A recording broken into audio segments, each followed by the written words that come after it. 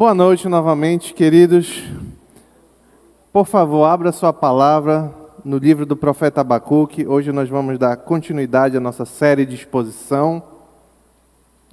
E vamos continuar considerando o capítulo 3, os versículos 5 e 6. Livro do profeta Abacuque, finalzinho do Antigo Testamento, capítulo 3, versículos 5 e 6.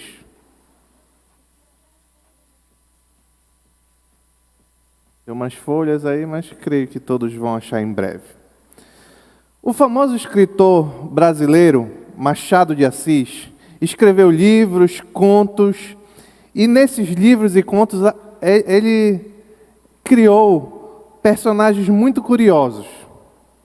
Um destes contos é o conto intitulado Luís Soares, ambientado no Rio de Janeiro, no final do século XIX, 1800, 1860, 70, por aí mais ou menos, que conta a curiosa história do personagem que é homônimo ao nome do canto, ou seja, tem o mesmo nome do conto. Difícil, mesmo nome do conto. Esse personagem é chamado Luís Soares. E esse homem era um farrista, era um homem que vivia em festa. Como na linguagem de Machado de Assis, ele era um pândego. E ele possuía uma visão da realidade muito interessante. Conforme ele narra no primeiro parágrafo do conto que eu quero compartilhar com os queridos. Luís Soares diz: trocar o dia pela noite é restaurar o império da natureza, corrigindo a obra da sociedade. O calor do sol está dizendo aos homens que vão descansar e dormir, ao passo que a frescura relativa da noite é a verdadeira estação em que se deve viver. Livre em todas as minhas ações, não quero sujeitar-me à lei absurda que a sociedade me impõe. Velarei à noite, ou seja, ficarei acordado à noite e dormirei de dia. A história e o pensamento de Luís Soares é interessante. Se você não é obrigado a perder o tempo lendo isso, mas na sequência da história, Luís Soares, ele poderia ser um homem que ficava acordado de noite e dormia de dia porque ele tinha muito dinheiro. Só que com o passar do tempo ele perde esse dinheiro. E quando ele perde esse dinheiro, a realidade volta a existir na vida dele e ele tem que trabalhar de dia e dormir de noite. O ponto não é analisar os equívocos do pensamento de Luís Soares, mas mostrar que existe uma realidade objetiva. Não importa o quanto nós entendamos e pensamos em contrário. Existe uma realidade objetiva, fixa, certa. Não importa que nós achemos que seja diferente. A mentalidade desse personagem pode ilustrar muito bem como às vezes nós podemos nos enganar a respeito das coisas, como ele se enganou. E revela também que nós podemos nos enganar a respeito de Deus, a respeito do agir de Deus. Porém, o nosso engano, a nossa forma de pensar, o nosso pensamento contra Deus não muda a realidade do que Ele é e do que Ele faz. Hoje vamos observar uma face do agir de Deus que o mundo muitas vezes intenta negar. Porém, a simples negativa é incapaz de mudar a realidade dos fatos, do que acontece, do como Deus age e do que irá acontecer. Então, para isso, vamos, enfim, ler a passagem que nós vamos considerar nesta noite. Abacuque, capítulo 3, versículos 5 e 6. Diz assim na versão NVI: pragas iam adiante dele, doenças terríveis seguiam os seus passos. Ele parou e a terra tremeu, olhou e fez estremecer as nações, montes antigos se desmancharam, colinas antiquíssimas se desfizeram. Os caminhos dele são eternos. Amém? Vamos orar ao Senhor. Pai querido, obrigado pela tua palavra, que ela nos revele sabedoria e é realidade a respeito de ti nesta noite, Pai. É o que te pedimos em nome de Jesus. Amém.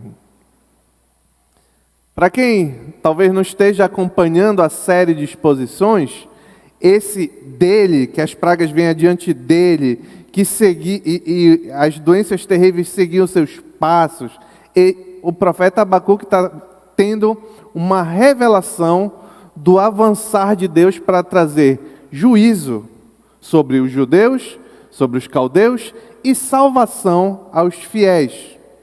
Por isso, nesse capítulo 3, depois de muito questionar Deus, Abacuque já se, digamos, nivelou aos planos do Senhor, entendeu a vontade do Senhor e agora está orando a favor dos planos do Senhor.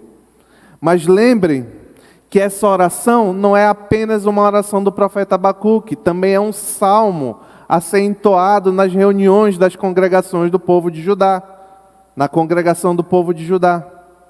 E agora, Abacuque está orando, revelando ao povo que sofreria julgamento iminente, como seria a vinda, o deslocar do Senhor para trazer esse juízo.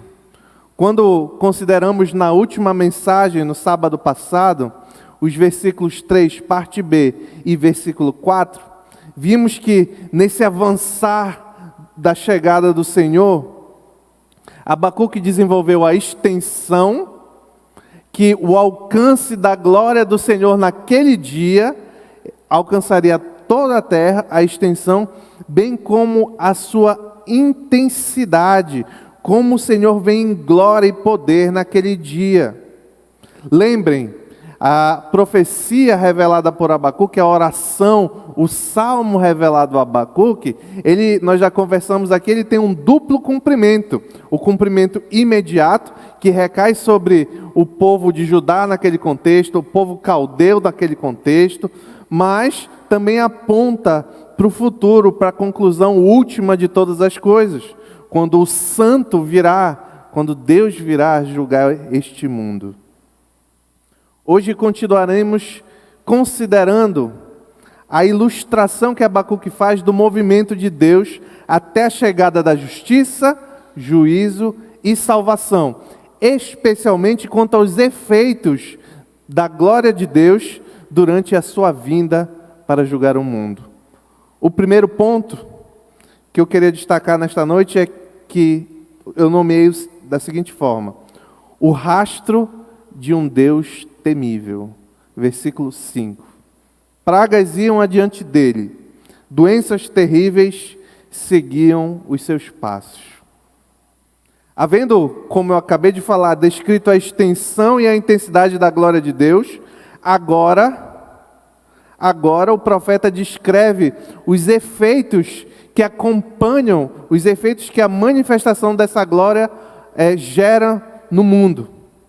É significativo que no descrever dessa chegada do Senhor, ele narra como um gigante se aproximando da onde ele está. Ele é o ponto de referência. Então, primeiro ele enxerga a glória do Senhor bem distante, depois ele consegue enxergar o poder que está nas mãos do Senhor, quando o Senhor se aproxima mais e mais. E agora no versículo 5, o Senhor se aproximou mais ainda, a ponto de o profeta conseguir enxergar e dizer: pragas iam adiante dele. Notem que aqui tem uma realidade temível diante do encontro do finito com o infinito, do terreno com o celeste, do santo, do pecaminoso, do impuro com o santo. Pragas iam adiante dele. O que significa isso? O que o profeta Abacuque quis revelar quando ele diz que pragas iam diante dele? A ideia aqui é bem clara, até literal para nós na tradução no português, é a ideia de que diante do Senhor. Imagine um gigante andando, essa é a ilustração que o profeta Abacuque tem em mente, e conforme ele avança, antes dele chegar, diante dele, doenças e destruição se alastram violentamente. O mesmo termo aqui traduzido como pragas também é o termo do hebraico que se refere a pragas que abatem os animais. Uma doença, uma pestilência entre os animais em que todos ficam doentes e morrem, etc. Então é essa imagem bem dura e terrível que o profeta Abacuque está querendo revelar. Que na chegada do Senhor, naquele dia, diante dele, doenças e pragas virão. Essa referência a pragas ou peste, quem estiver lendo ao meio da revista atualizada, não é à toa. Pois trazem a memória da congregação, e aqui está a razão por qual Abacuque revela, o Senhor revelou a Abacuque, e Abacuque revela ao povo especificamente essa questão das pragas. Porque quando Abacuque entoa aquele salmo diante do povo de Judá, eles sabem que isso automaticamente traz à memória deles os termos pactuais, o pacto que o Senhor fez com o povo de Deus, com o povo de Israel, que depois se dividiu, reino do norte, reino do sul, e aqui no contexto de Abacuque já é apenas o reino de Judá. Então, quando o salmista, alertando o povo do juízo divino que viria, lembra diz que adiante do Senhor iam pragas, automaticamente ele traz à memória do povo a ideia do pacto, da aliança que Deus fizera com aquele povo.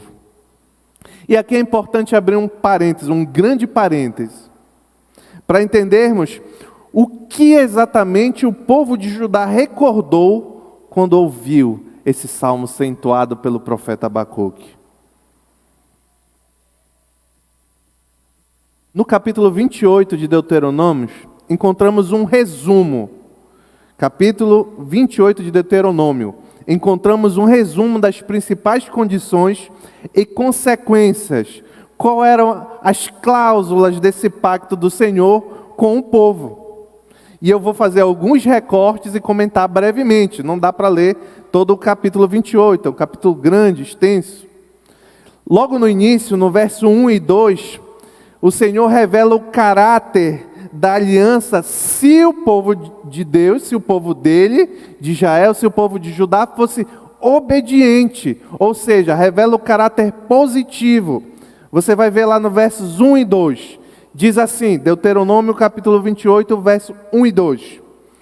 Se vocês obedecerem fielmente ao Senhor, o seu Deus, e seguirem cuidadosamente todos os seus mandamentos que hoje lhes dou, o Senhor, o seu Deus, os colocará muito acima de todas as nações da terra.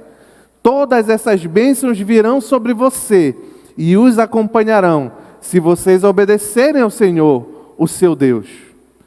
Na sequência, do verso até o verso 12, Deus revela que o povo, se obedecesse ao que ele determinara, que o povo desfrutaria de alimento, de vitória nas batalhas, sucesso, paz, prosperidade, fertilidade entre os animais e as mulheres. Deus promete ajudar aquele povo na dificuldade em caso de obediência. Isso era condicional naquele contexto. Notem, por favor, vamos entender uma coisa. Eu não estou falando de salvação.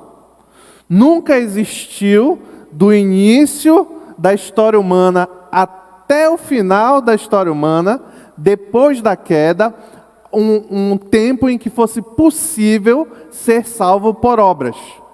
Não estou falando de salvação.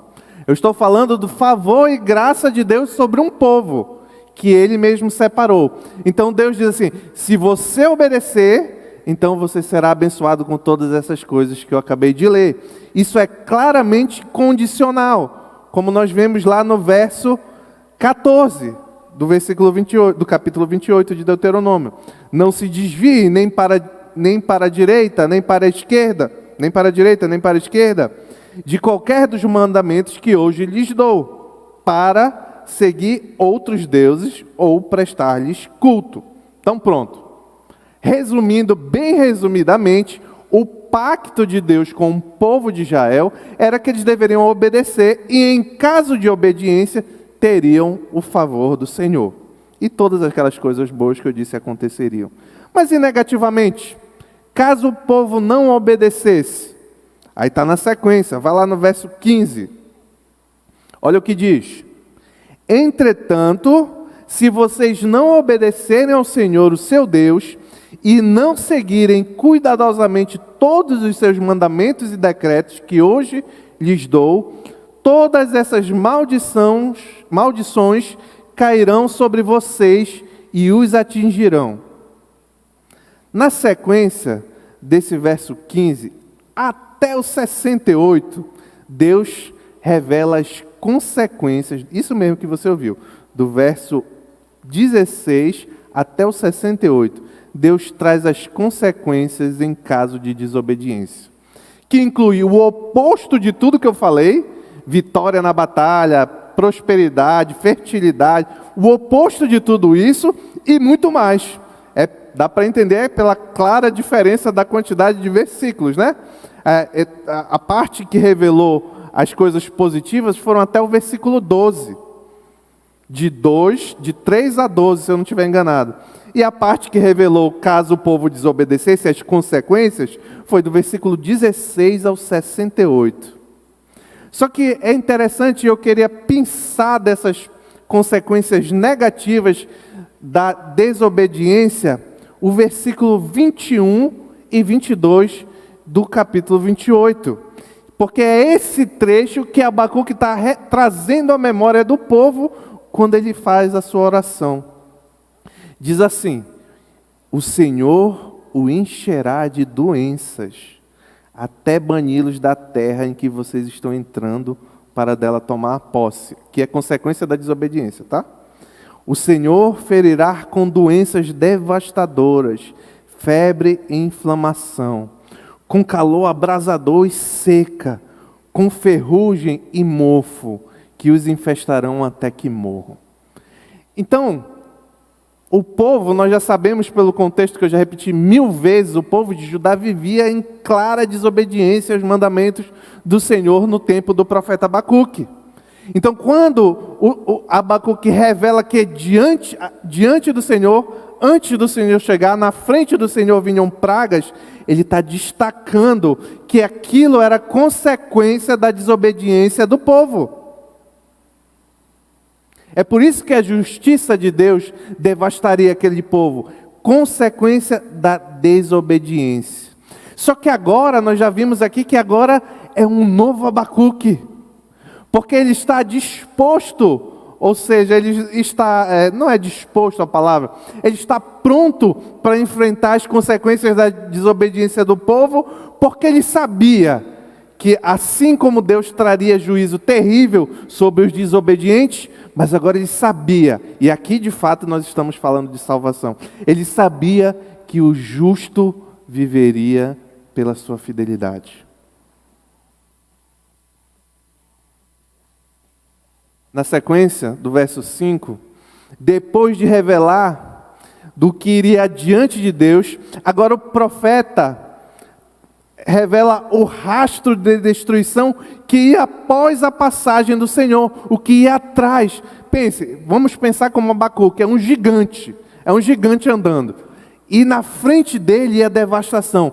E atrás dele, diz o texto, na minha tradução, que iam doenças terríveis. Na área, se eu não me engano, está escrito pestilências. Porém, curiosamente, o termo traduzido aqui do grego, que formam duas palavras na minha tradução, doenças terríveis, é um termo que tem um significado um pouco diferente, pois ele significa chama, relâmpago, faísca. Dá a entender que era como se o Senhor, na medida que fosse caminhando, a ilustração do Senhor no gigante, na medida que fosse caminhando, causasse doença na frente e deixasse um rastro de incêndio, destruição para trás. No entanto, a nós não é tão interessante discutir as minúcias, quer seja um rastro de mais doenças, ou quer seja um rastro de destruição pelo fogo. O que importa e o que é o objetivo do autor aqui bíblico é destacar a visão aterradora, terrível, do que acontece quando o Senhor está chegando. Isso deve trazer algumas aplicações para nós. Primeiro, como nós temos visto aqui, é a dureza do Senhor contra o pecado. Nós já sabemos aqui que o justo viveria pela fé. Deus não é alguém que sai atirando e sem querer acerta em quem ele não queria. Não. Aqui, ele está trazendo juízo justamente contra o pecado. E isso é sair, essa ilustração terrível que Abacuque faz, é para mostrar o caráter santo e justo de Deus. Deus, e aqui vai, não adianta você achar que a noite é para ficar acordado e o dia é para... Não adianta imaginar a loucura. Deus só é justo se Ele trouxer juízo sobre o pecado. Se Ele deixar para lá, Ele deixa de ser justo e passa a ser clemente com o pecado. Isso é um fato. Aí você pode estar se perguntando, mas o cristão não peca? Peca. Mas o pecado do cristão já foi pago. Ele não foi clemente com o pecado do cristão. Pelo contrário, ele já até condenou antes, em Cristo Jesus. Outra implicação direta da santidade de Deus é que nós, como cristãos, temos que odiar o pecado. Com que intensidade você tem odiado o pecado? Com que intensidade o pecado incomoda na sua vida? Será que temos sido complacentes com o pecado em nossas vidas? Será que tem algum pecado que esse aqui é só ninguém sabe? Será que tem algum pecado que eu vou carregando? A minha vida passa, meus tempos aqui, quem sabe de igreja, até servindo na igreja, passa, e aquele pecado eu vou puxando numa cordinha sempre do meu lado. Cuidado, cuidado. O nosso Senhor é aquele que tem ira contra o pecado. Não, pastor, eu não estou fazendo isso. Será que nós estamos comungando com o pecado dos outros? Será que nós estamos sendo, digamos assim, bonzinhos com a pecaminosidade alheia? E eu não estou falando que é para você sair daqui apontando o pecado dos outros.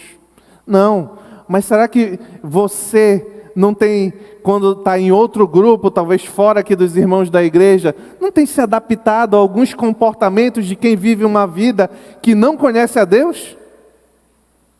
Saindo com aquele amigo, indo para aquele ambiente que talvez não seja agradável, cuja tentação vem pelos seus olhos, cuja tentação vem até você. Mas eu vou para acompanhar meu amigo. Ele não é crente, mas ele é meu amigo, eu conheço ele desde a infância. Ele é seu amigo? Pois ele acompanha você na igreja? Ele acompanha você no momento de oração? Que nós tenhamos, todos nós, a começar de mim, tenhamos este propósito de buscar cada vez mais viver uma vida de santidade e não nos acomodar. Repito, se você é convidado para algo, que você entende que ali você vai ser tentado, que de fato pecados serão cometidos ali, não cabe você a trazer juízo. O juízo está vindo aqui, é do Senhor. Mas cabe a você tomar uma decisão e andar numa vida santa.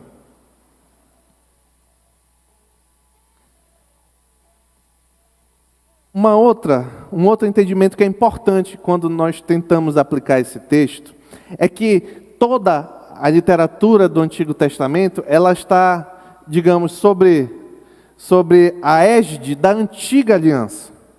Então ali, o povo, não estou falando de salvação, o povo obedecia, era favorecido. E aí o povo pecava novamente, você pode ver isso em Juízes, acontece direito. E o povo entra em pecado novamente, e aí ele se arrepende, clama ao Senhor, e o favor do Senhor volta. Aí o povo peca de novo. Então ali, essa era a égide da antiga aliança. Mas você pode ter uma dúvida sobre por que eu tenho que obedecer agora às regras morais do Senhor. Por que eu devo obedecer? Primeiro, porque as regras morais, e quando eu digo regras morais, que tem a ver com santidade, luta contra o pecado, etc. Não é para você matar bezerro. Mas as regras morais, você deve seguir, como amar o próximo, como ser correto, como falar a verdade, etc, etc. As regras morais, você deve obedecer porque revelam o caráter de Deus. Nota que eu estou querendo levar o contexto da nossa aliança e aplicar os ensinamentos daquele texto. Então, eu devo obedecer ao Senhor porque as regras morais do Antigo Testamento, porque revelam o caráter de Deus. E o caráter de Deus é o mesmo ontem, hoje e sempre será eternamente. Antes dos tempos, o caráter de Deus já era o mesmo. Na Nova Aliança, os cristãos, aqueles que entregaram a vida verdadeiramente a Jesus Cristo, e a esses, a obediência não tem mais o condão necessariamente de trazer favor numa situação ou outra. Necessariamente. Pode, o Senhor pode abençoar a sua vida em você sendo obediente. Mas não não são as mesmas regras da antiga aliança. Na nova aliança, por que eu devo obedecer então, pastor? Por que eu devo obedecer? Primeiro, eu já disse, o caráter de Deus. E segundo, porque revela o amor expresso em gratidão. Quando Jesus salvou você, quando Jesus morreu na cruz do Calvário e você entendeu que aquilo que aconteceu lá foi o suficiente para você, único e suficiente para a sua salvação, para lhe livrar de uma condenação eterna e lhe dar a vida eterna, isso tem que gerar no seu coração um amor pelo Senhor. E como foi muito bem dito aqui no momento de oração, amor biblicamente significa servir. Amor biblicamente significa servir. Então eu sou grato por aquele que me salvou, então vou servir ele sendo obediente, atuando na sua obra e etc. Então, na nova aliança é nesse sentido. Então se eu desobedecer, o Senhor vai trazer ira sobre mim e tal, etc. Não necessariamente, mas o que é importante é, se você caminhar uma vida de desobediência clara e literal contra a vontade do Senhor e a sua palavra até o final da sua vida, sem arrependimento verdadeiro, sem tentar lutar contra o pecado e se moldar a palavra do Senhor e a sua vontade, claramente você não ama a Deus e claramente você não entendeu o Evangelho e claramente isso revela incredulidade. E aí está um pecado que faz com que você seja alvo da ira de Deus naquele dia. Porque se você pode até afirmar, mas se a sua vida não refletir as suas afirmações, até o final, muito provavelmente você é um incrédulo. Aí o justo viverá pela fé, mas o não justo não viverá pela fé.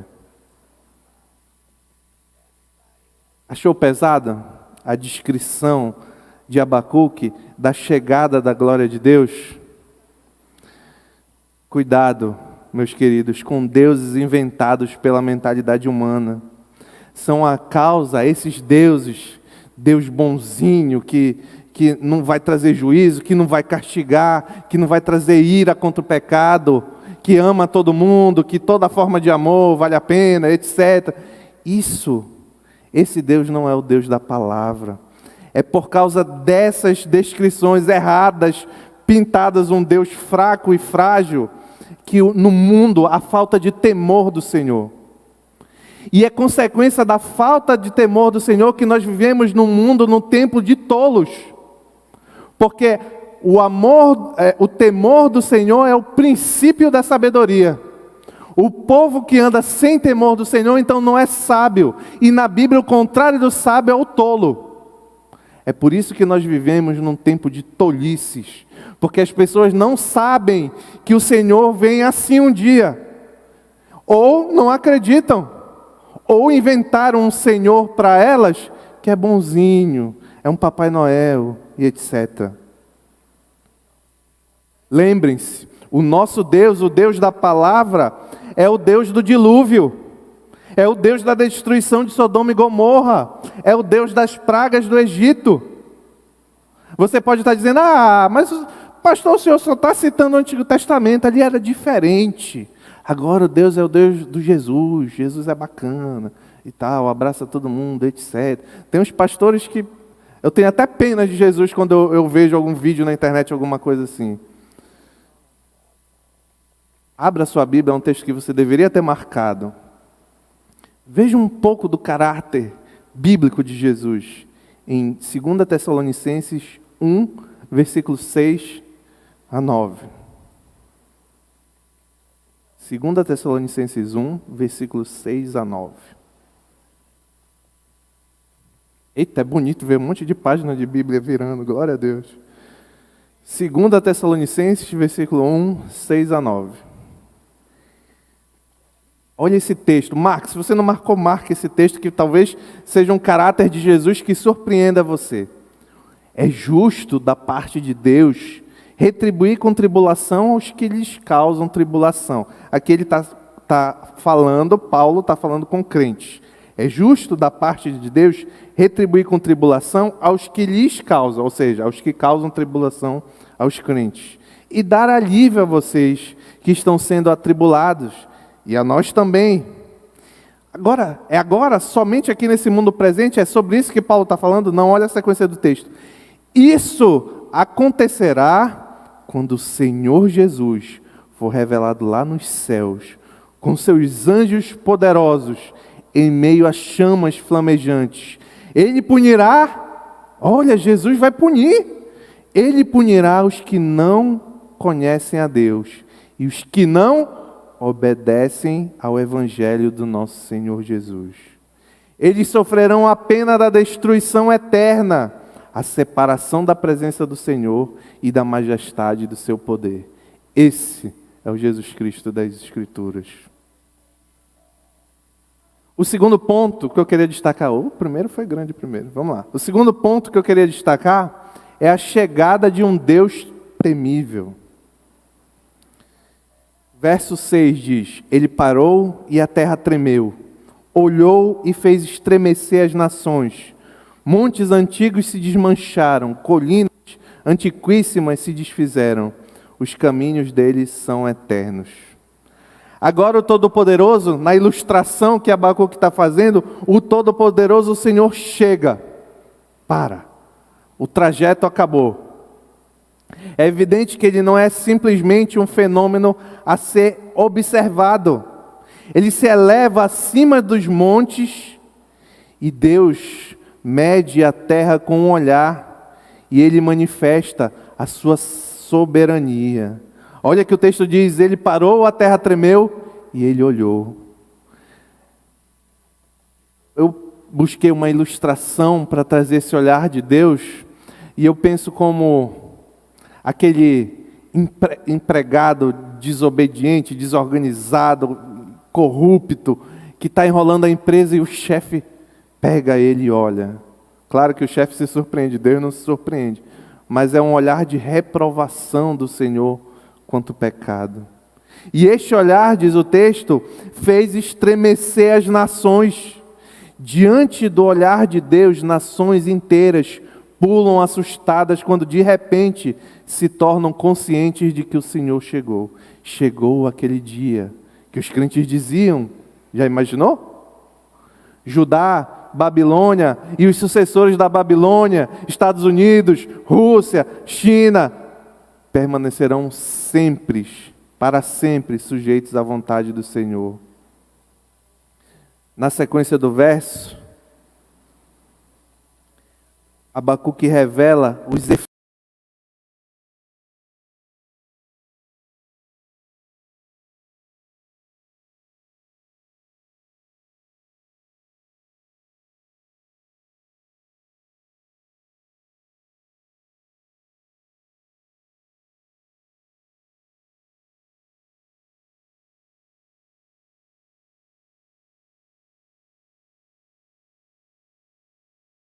essas estruturas que permanecem firmes.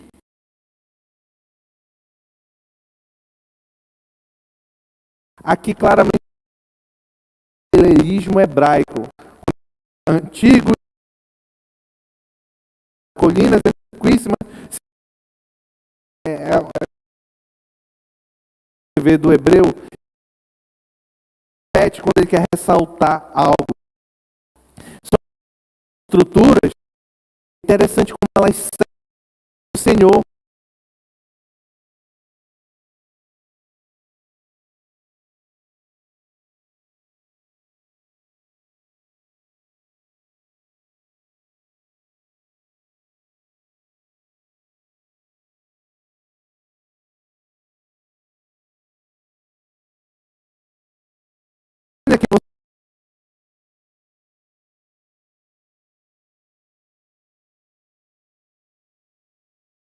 Que 104:9 diz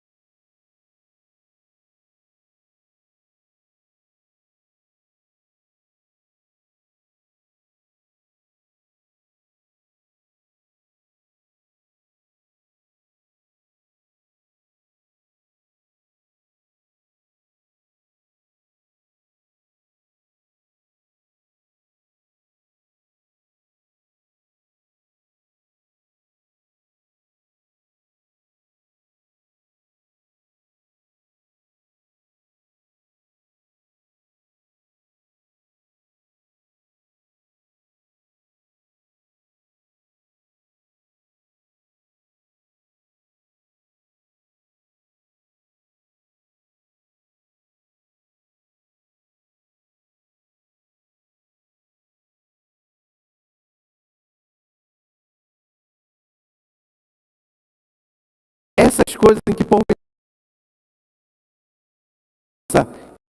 as migalhas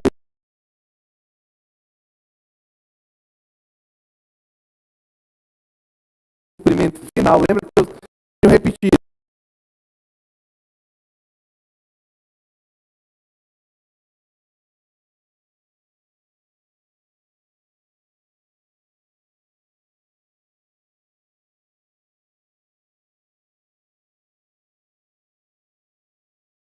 Aquele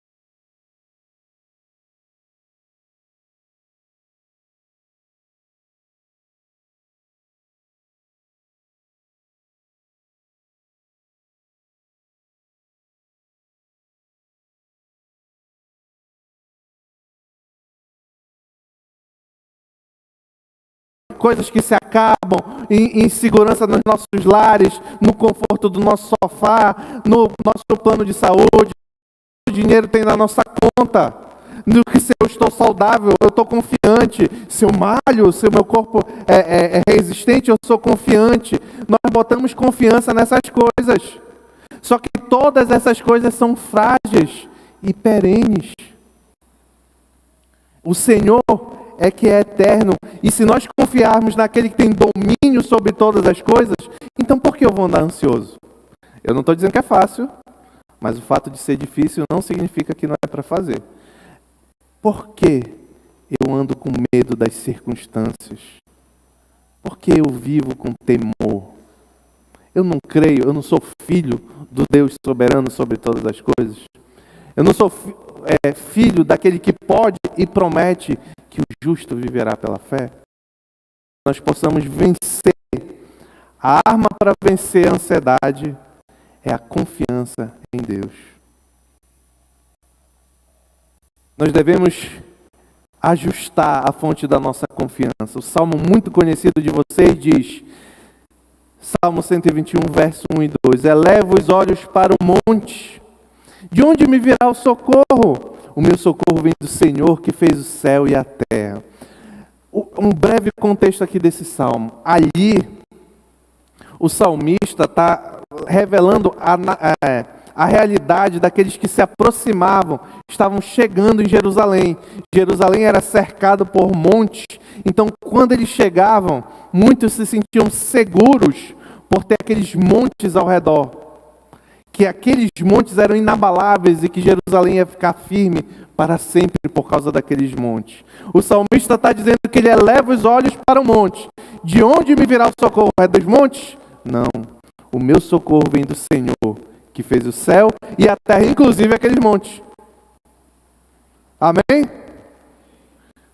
Chegou a hora de confiar, meu querido. Chegou a hora de entregar a sua vida a Jesus Cristo. Não fique confiando nas coisas que você tem. Não fique confiando nas coisas deste mundo que são perecíveis. Até as maiores estruturas são fungíveis diante do Senhor. Confie em Deus. Eu confio no Senhor. E agora? Como eu vivo nesse mundo?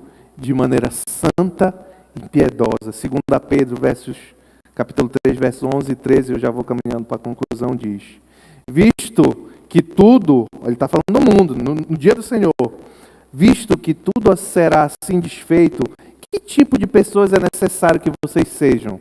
Ele está falando com a igreja, está falando para o descrente, está falando para a igreja. Que tipo de pessoa é necessário que vocês sejam? Aí ele está aqui a resposta. Já que tudo vai ser destruído, como nós devemos viver?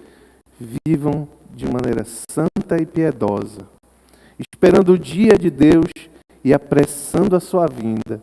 Naquele dia os céus serão desfeitos pelo fogo e os elementos se derreterão. Todavia, de acordo com a sua promessa, esperamos novos céus e nova terra, onde habita a justiça. A sua confiança, a sua força aqui não é essa que o crente deve esperar. Ele deve esperar um novo céu e nova terra. Enquanto espera, deve viver de maneira santa e piedosa, esperando o dia do Senhor. À luz do que vimos hoje, o que podemos aprender com a história de Luís Soares? Podemos aprender que por mais que acreditemos e imaginemos em algo, isso não muda nada. Você acha que Deus é bonzinho demais para trazer juízo sobre da forma como revelada para Abacuque? Não se engane. C.S. Lewis diz, ou a bondade, e aqui eu estou acrescentando, de Deus, tá? Ou a bondade de Deus é a nossa maior segurança, ou o nosso maior perigo. Por quê? Porque, aqui já sou eu também, porque se nós confiamos na bondade do Senhor e confiamos nele verdadeiramente, ele é a nossa segurança de que o justo viverá pela fé. Agora, se nós andamos de maneira impiedosa e pecaminosa até o fim, então nós não somos dele. E a bondade dele é o que torna necessário que ele traga juízo contra o mal. Porque Deus é bom, ele vai salvar o seu povo. Mas também porque Deus é bom, ele tem de trazer juízo contra o pecado. Você deseja a vinda de Jesus hoje? Você gostaria que Jesus voltasse hoje? Ou está satisfeito neste mundo caído? Os crentes devem sempre clamar, Maranata, ora vem, Senhor Jesus. Amém?